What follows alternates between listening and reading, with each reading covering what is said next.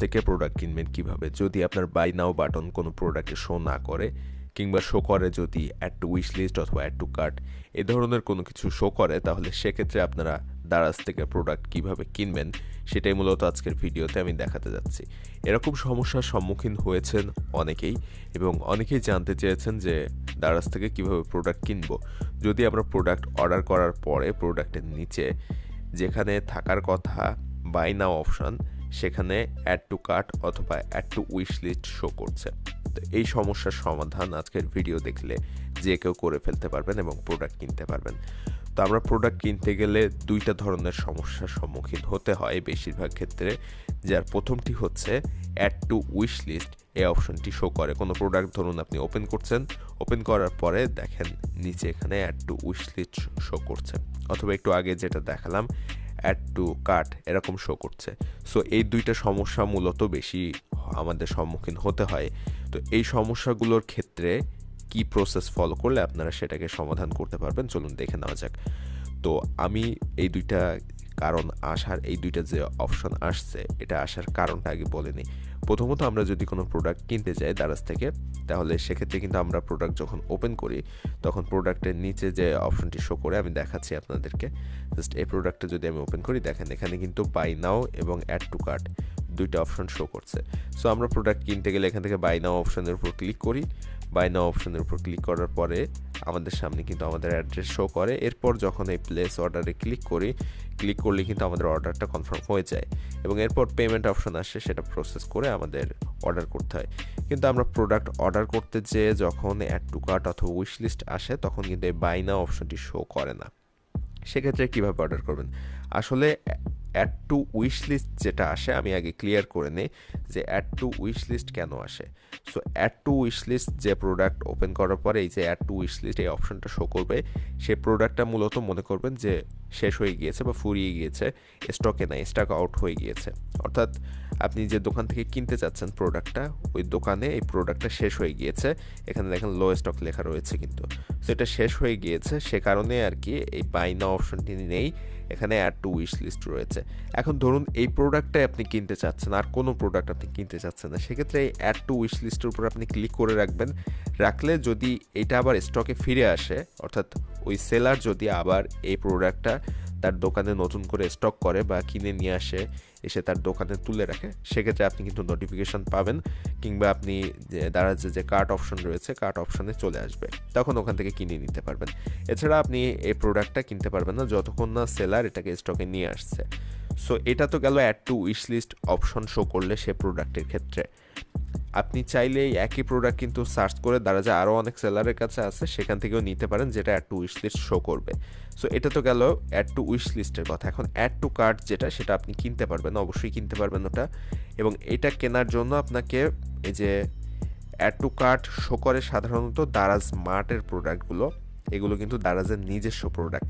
এই দারাজ মার্টের যে প্রোডাক্টগুলো আছে এইগুলোই মূলত অ্যাড টু কার্ট শো করে।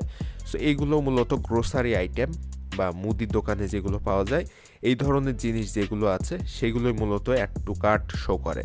সো ধরুন আমি এখান থেকে একটা প্রোডাক্ট কিনতে চাচ্ছি, আমি কিনেই দেখিয়ে দিচ্ছি আপনাদেরকে। ধরুন এখান থেকে যে কোনো একটা প্রোডাক্ট আমি যদি কিনতে চাই তাহলে সেক্ষেত্রে আমাকে প্রোডাক্টটা ওপেন করতে হবে এবং প্রোডাক্ট ওপেন করার পরে আমি দেখিয়ে দিচ্ছি সব কিছু। ধরুন এখান থেকে প্রোডাক্টটা আমি ওপেন করে দিলাম। এরপর এরকম এই যে নিচে দেখেন অ্যাড টু কার্ট শো করছে। অ্যাড টু কার্ট শো করলে আমি অ্যাড টু কার্টের উপর ক্লিক করে দিব। অ্যাড টু কার্টের উপর ক্লিক করে দেওয়ার পরে আমার এটা কার্টে অ্যাড হয়ে যাবে। তো অ্যাড টু কার্টে ক্লিক করার পরে যখন কার্টে অ্যাড হয়ে যাবে তখন আমাকে কার্ট থেকে এটাকে অর্ডার করতে হবে। আমি যদি ক্লিয়ারলি একটু আপনাদেরকে দেখিয়ে দিই, দেখানোর চেষ্টা করি তাহলে বুঝতে পারবেন। ধরুন আমি এই প্রোডাক্টটা কিনতে চাচ্ছি। সো এই প্রোডাক্টের উপর আমি প্রথমে ক্লিক করে দিলাম।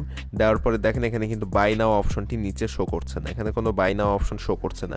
সো এখান থেকে আমি এই যে অ্যাড টু কার্ট নামের যে অপশনটা রয়েছে প্রথমে এইটার উপর ক্লিক করব। করার পরে আমার এটা কার্টে অ্যাড হয়ে গিয়েছে। এরপর আপনারা চাইলে এইখান থেকে এই যে কার্ট অপশনটা রয়েছে এখান থেকে ক্লিক করে কার্টে চলে যেতে পারেন, অথবা আপনি যদি এখান থেকে যেতে না চান তাহলে এই একই কাজটা আপনি একেবারে ফার্স্ট পেজে যদি চলে আসেন, ধরুন দারাজ অ্যাপসটা ক্লোজ করে দিলেন, কেটে দিলেন, তারপর আবার দারাজ অ্যাপস ওপেন করেছেন, প্রথম পেজে আসলেন, প্রথম পেজে আসার পরে এইখানে দেখেন নিচের দিকে এই জায়গাটায় যে কার্ট নামের একটা অপশন রয়েছে, এখান থেকেও কিন্তু আপনি ওই যেটা অ্যাড টু কার্ট করেছেন ওটা খুঁজে পাবেন। সো এখান থেকে আপনি কার্টে ক্লিক করে দিলেন।